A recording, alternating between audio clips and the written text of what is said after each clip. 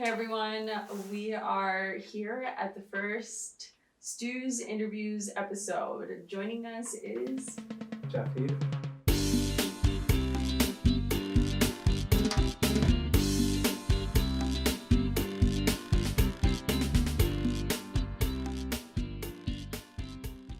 That a lot of people would call themselves pipe makers because like on a daily basis I make pipes. Glasses, it runs this like really fine line of like a utilitarian craft and an art.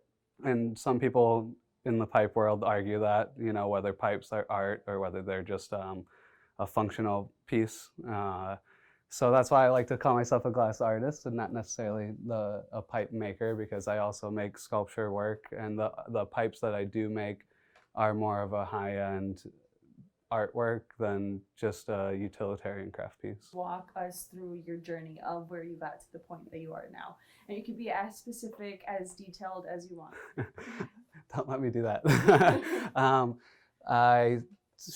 High school was the biggest place. I did drawing and art from like a young age as like a escape from a not great childhood, drawing cartoons and like Dragon Ball Z and stuff like that. But then in high school, nobody in my family really did very much as far as like schooling. I was never really planning on going to college, and so high school was kind of like, well, let's just get through this and get a job afterwards.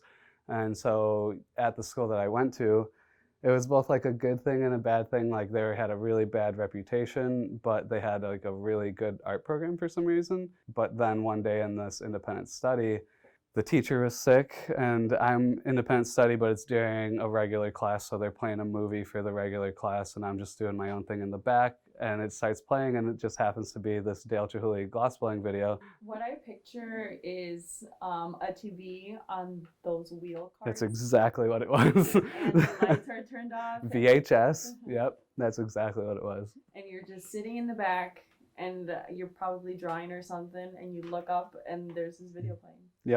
Yep, that is exactly what happened. Hooked on it from there. Because I was already blowing glass, but well, it's not really blowing glass because I was just doing solid stuff, and it was just at a small torch. But that made me decide, like, okay, this is glass blowing, and so that's what I want to do for now on, basically.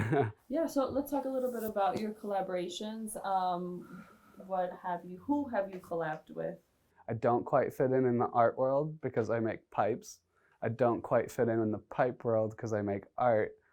And the pipe people look at me as this like weird kid who makes artwork. He's trying to fit in our world. When they don't know, is like, I've been smoking weed since I was 14. I've been making pipes since I was 17. I've probably been blowing glass, making pipes longer than most of you guys. And then the art world is like, oh, this dirty stoner kid.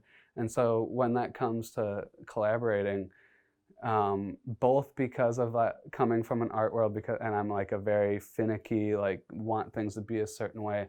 I'm kind of like very picky about who I'm willing to work with. I've worked with, you know, friends, mostly like people who I get along with, people who can put that stuff aside and just like be into the making process. That's generally like the people I get along with most, and that's just I'm into the process. I'm into being a good person and doing the best I can and spreading that as much as I can, and anybody else who agrees with that and feels good about that are people that I like to talk to. What goes through your head when you're making something?